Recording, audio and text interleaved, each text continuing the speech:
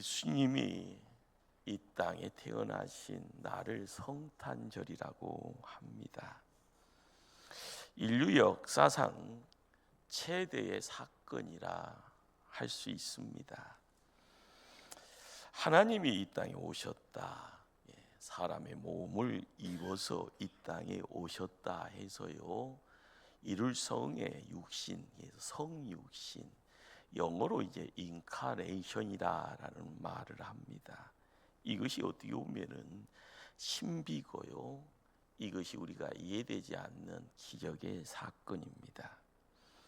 그러기에 믿음의 성도들에게 예수님 통하여서요, 우리에게 허락되어지는 내용이 뭔가 하면, 죄와 죽음, 고난, 환난에 갇혀 죽을 수밖에 없는 사람들에게 찾아오는 하나님의 영적인 큰 선물이 됩니다. 그러기에 이 영적 선물을요, 우리가 품게 되었을 때 우리에게 찾아오는 감정적인 부분이 뭔가 하면 그걸 이제 구원이라고 이야기를 합니다. 하나님 편에서도 이 성탄절 더없이 하늘의 큰 일이 됩니다. 마치 세상을 창조하신 하나님이 말씀하십니다. 보기에 심히 좋았더라고요. 그리고 그곳을 통하여 영광을 받으셨던 그 모습이 우리는 창세기 1장의 말씀의 내용들입니다. 그렇지만 세상은 타락합니다. 점점점 어지러워져서요, 하나님의 자리에 우상들이 자기의 자리에 주인처럼 행세를 하게 됩니다. 그러기에 다시 한번 새롭게 하기를 원하시는 하나님이 제2의 창조의 사건으로 우리에게 찾아오신 사건이 바로 성육신이 되는 겁니다. 그래서 들판에 양을 치는 목자들이요, 천군 천사와 함께 큰 목소리로 찬송하고 노래합니다. 지극히 높은 곳에서는 하나님께 영광이요, 땅에서는 하나님이 기뻐하신 사람들 중에 평화로다.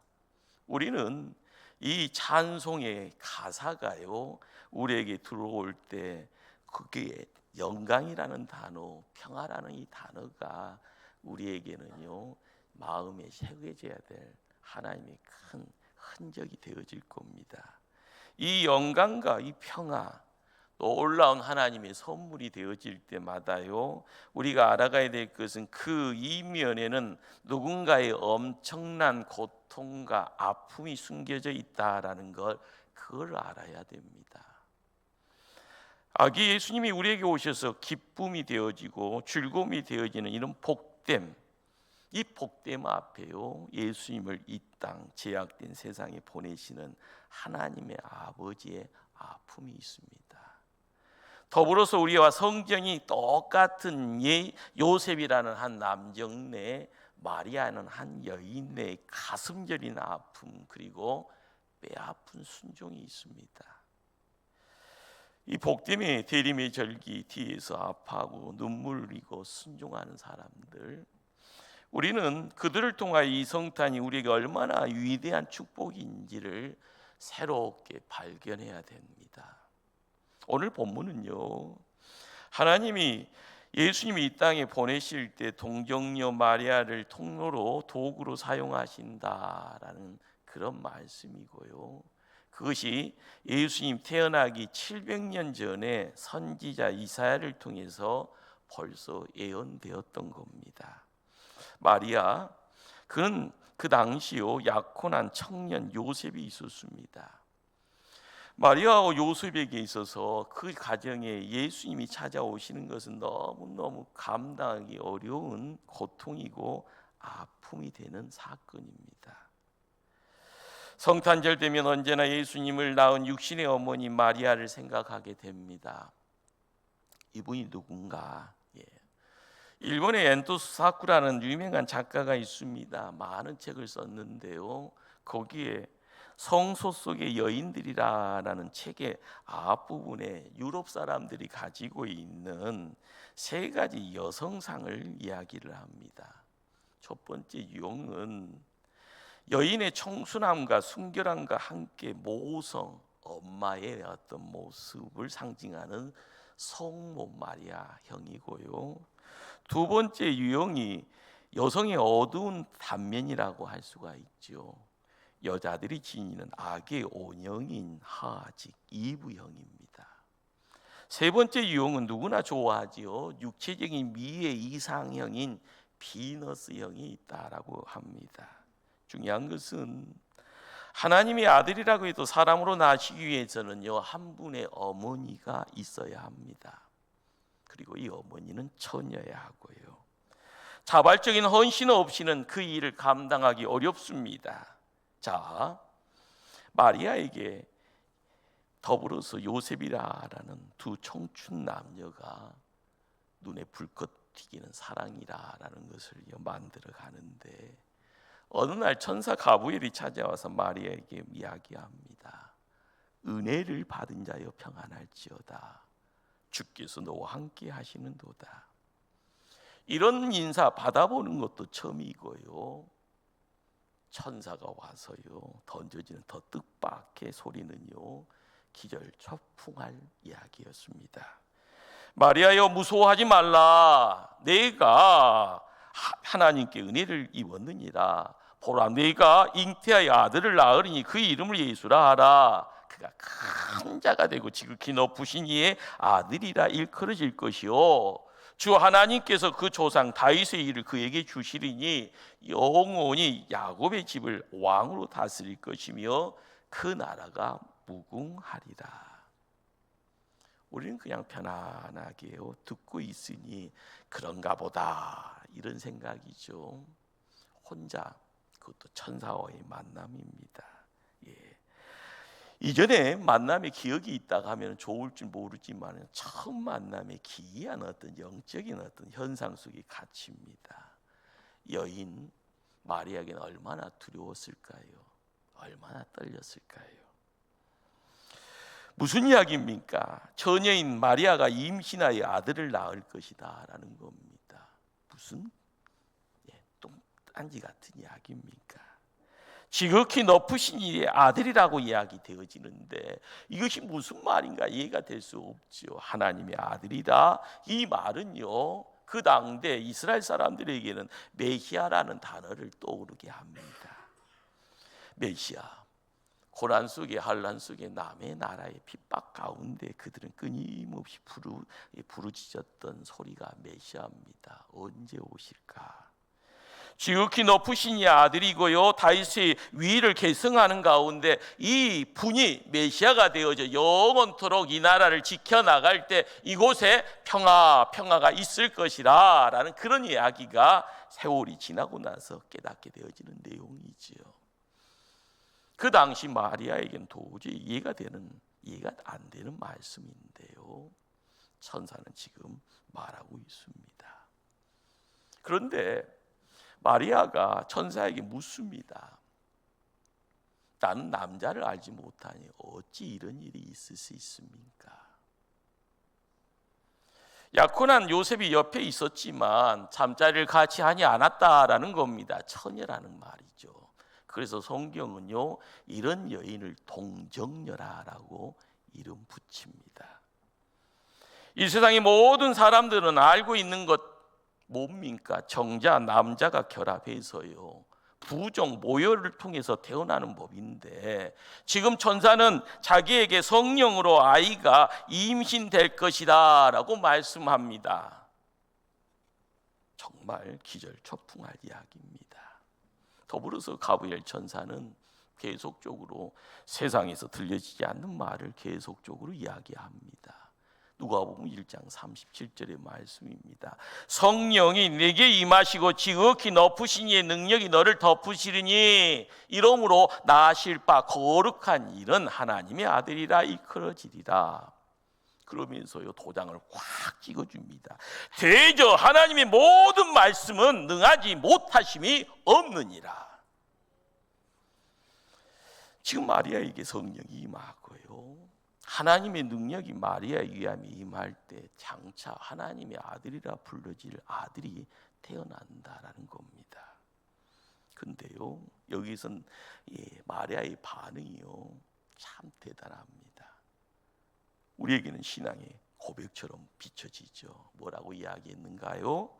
주의 여정이 오니 말씀대로 내게 이루어지이다. 여기서 마리아의 신실함이 우리의 눈에 비춰집니다. 그러나 앞으로 전형인 자기에게 쏟아질 엄청난 수모와 멸시를 각오하고 있습니다. 이제부터 다가올 모든 문제요, 인간의 논리로 설명할 수 없습니다. 처녀가 임신했네. 자, 초자연적이고 인간의 지식과 상식을 뛰어넘는 영적인 세계로 들어가야 합니다. 자, 그 문을요, 주의 여정이 오니 말씀대로 내게 이루어지이다. 믿음으로 자신의 미래를 다 하나님께 맡깁니다. 사랑하는 성도님들, 바로 하나님의 세계는 이런 자원하는 헌신으로 이루어지고 있습니다. 마리아에게 우리는요, 예수님의 어머니라 이렇게 칭합니다. 믿음의 성도는 이런 마리아의 믿음을 지금 나의 것으로 만들어야 합니다. 그러면 천사들이요, 우리를 바라보며 뭐라 할까요? 주의 은혜를 받은 자라 이렇게 함께 부를 겁니다. 성탄절에는 또 하나의 의로운 사람 요셉을 기억해야 합니다.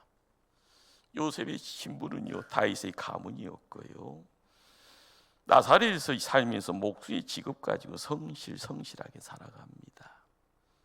그런 매사에 하나님의 뜻을 순종하는 의로운 사람입니다. 혈기 충만한 청년이었기에요, 약혼했습니다.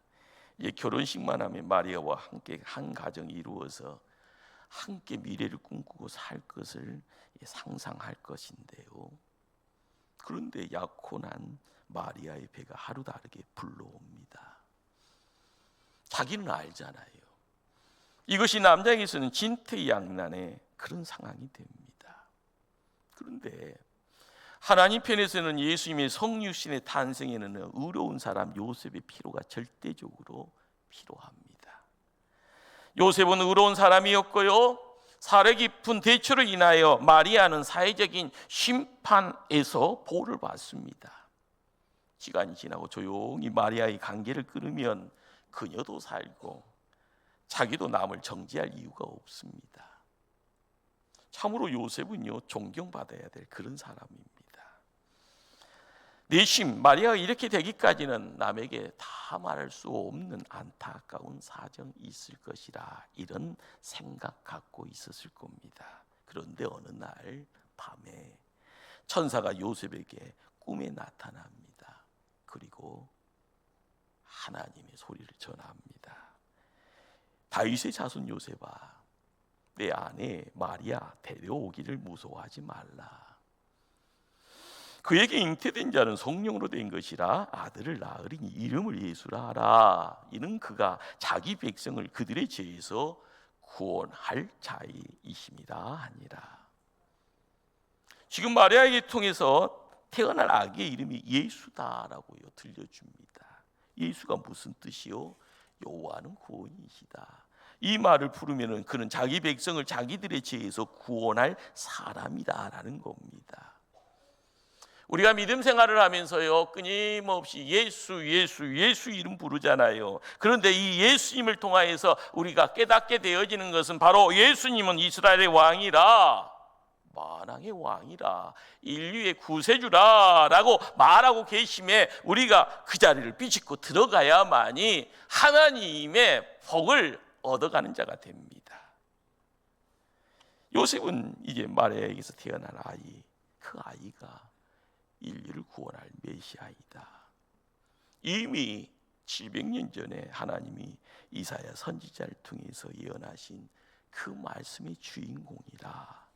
그러기에 오늘 말씀을 1장 23절의 말씀을 우리는 또한 함께 외칠 수가 있게 됩니다. 보라, 처녀가 잉태하여 아들을 낳을 것이요 그의 이름을 임마누엘이라 하리라 하셨으니, 그 말을 번역하면 하나님이 우리와 함께 계신다 함이라. 임마누엘이 무슨 말인가? 하나님이 우리와 함께 계신다. 이 말은 예수님이 이 땅에 오시는 사명을요 단적으로요 가장 잘 보여주는 말입니다. 예수라는 이름에 이런 놀라운 복음이 숨겨져 있습니다. 눈에 보여지는 낮고 천한 마국간에 태어날 예수님, 그런데 그분이 우리에게는 정말 놀라운 은혜입니다. 어둠에서 길을 잃어버린 영혼을 찾으시려고 친히 인간이 되셨더라. 잃어버린 양 한 마리를 찾아서요, 한 사람이라도 회개하고 천국 백성 만드시려고요, 십자가에 달려 죽으시려고 우리 하나님이 인간이 되셨습니다. 종종 결혼식장에서요, 딸을 키워 시집 보내는 아버지의 눈물을 종종 볼 때가 있습니다. 엄마의 마음보다 더 섭섭함이 큰가 보지요. 구원을 선포하는 성탄절을 마냥 즐거운 축제로만 생각해서는 안 됩니다. 이날은 하나님이 아들 예수 그리스도를 영광스러운 보호자를 버리게 하고요, 인간으로 쫓아내는 아픔이 있는 날이 됩니다. 아버지가 원하시는 일이라, 나의 맡겨진 일에게 순종하더라. 그래서 뚜벅뚜벅 따라 나가는 그런 자리에 십자가 지고 나가게 하시고요, 거기에 숭고함의 자리, 목숨까지 내어놓는 그 모든 것들을 우리는 기억해야 합니다.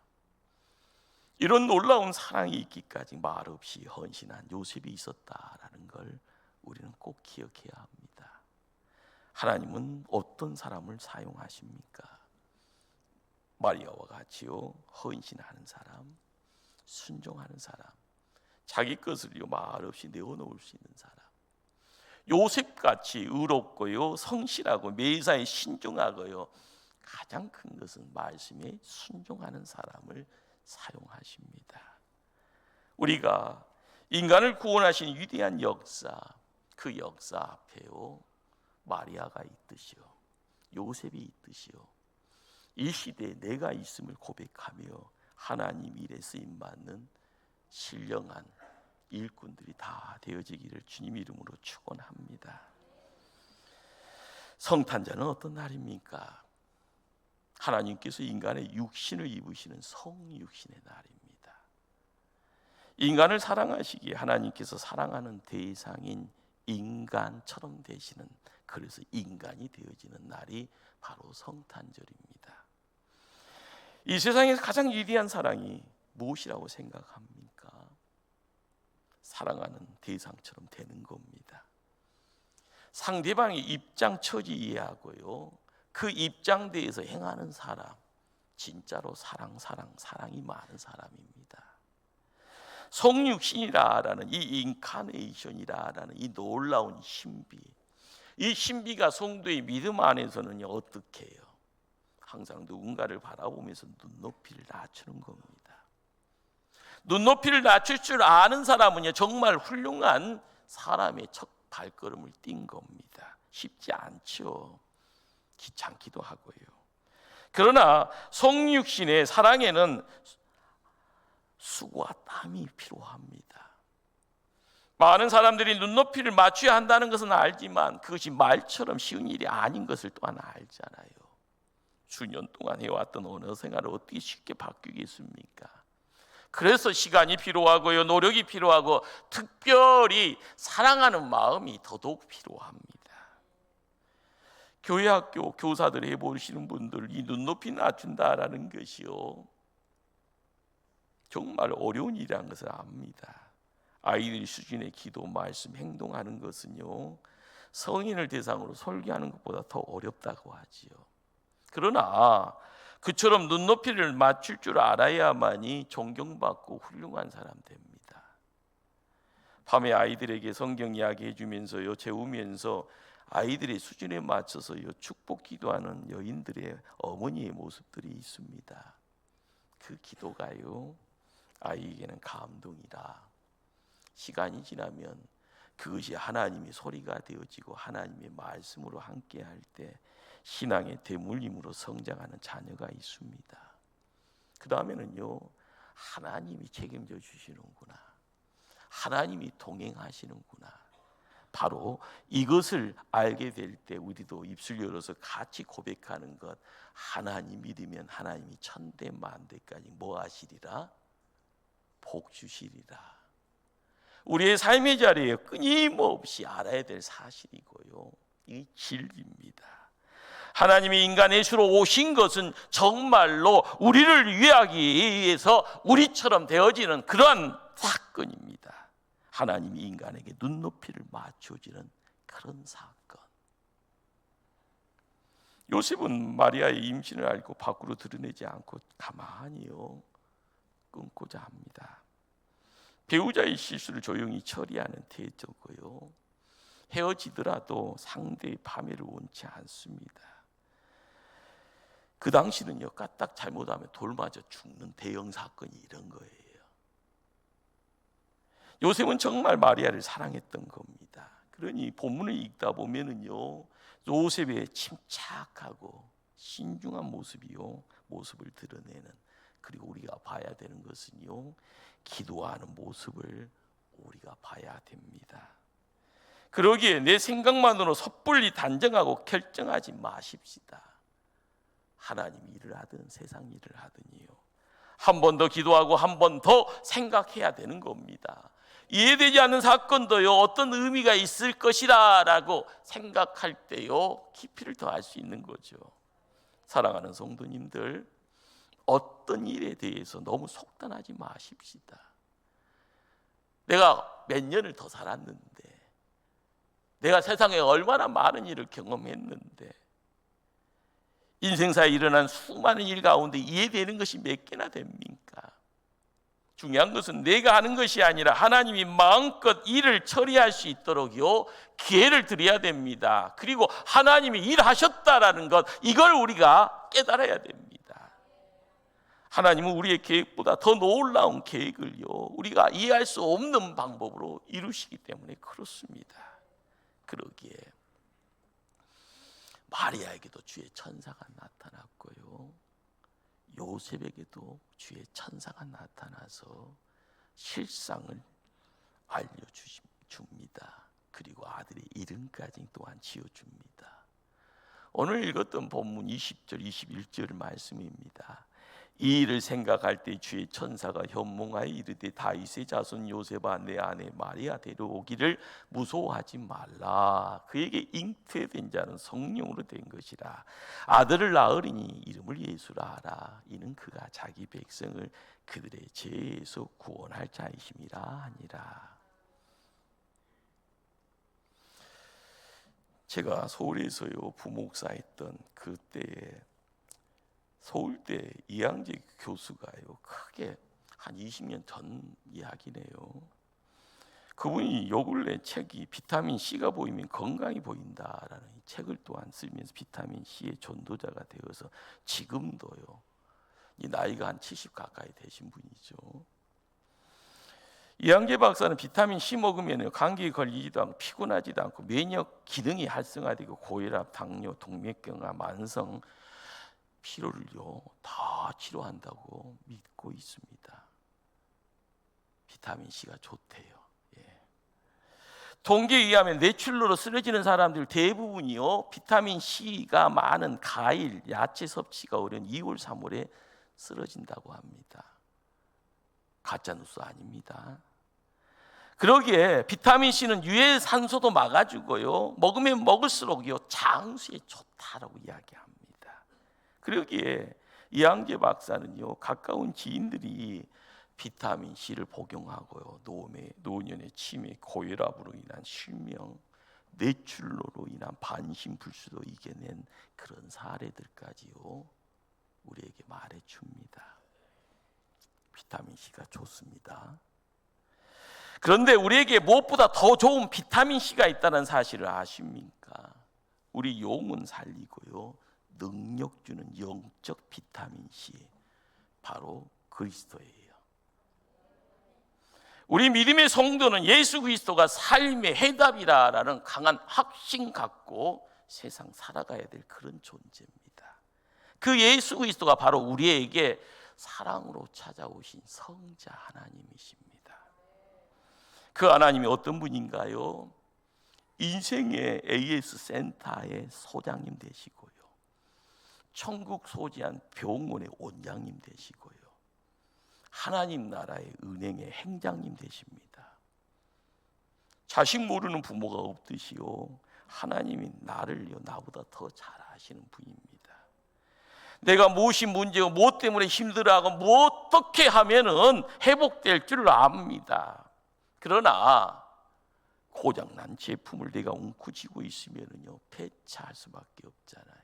고물상으로 넘겨질 수밖에 없잖아요. 있는 A의 상태가 아무런 효력이 없습니다. 병든 몸도 병원에 가서 의사 만나야만이 치료가 시작됩니다. 내가 망가지고 부서지고 깨져버리고 무너져버리는 나의 미래, 지금 현실의 모습, 믿음과 첫사랑에 대한 내용들, 그런데 이 모든 것들을 신령한 A의 센터에 맡겨야 되는데요, 꼭 믿으시기를 바랍니다. 신령한 A의 센터의 특징은요, 맡겨진 것만 책임지고 새 것으로 복구해 준다라는 것을요. 우리가 예수님 앞으로 뛰어갈 이유가 뭔지를 아시겠습니까? 시간 많다고 딴짓하고요, 다른 생각하서는 안 됩니다. 예수님 만나야 됩니다. 왜요? 그분은 생명의 주인이시고요, 창조주 하나님이십니다. 하나님 떠나면 살기가 넘쳐지지만 하나님이 직접 만지시면은요 생기가 넘치게 됩니다. 어린아이 새살처럼요, 새싹의 새순처럼요, 믿고 구하고 맡기는 것이 우리의 믿음이라, 예수님을 찾아가는 그러한 신앙이라, 그 아름다움을요 지켜야 됩니다. 하나님은 죄악과 고통의 현장에 직접 내려오셔서 우리와 눈높이를 맞추시고 사랑하기 위해서 이 땅에 오시려고 합니다. 성탄절이요 며칠 남지 않았습니다. 우리도 아기 예수님 기다리면서 고통당하는 사람, 소외된 사람을 찾아가 그들과 나의 눈높이를 맞추시기를 바랍니다. 우리에게 닥쳐있는 어려움이 있습니까?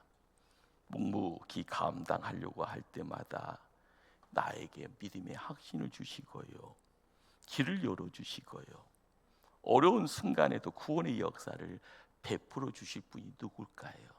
내가 아닙니다.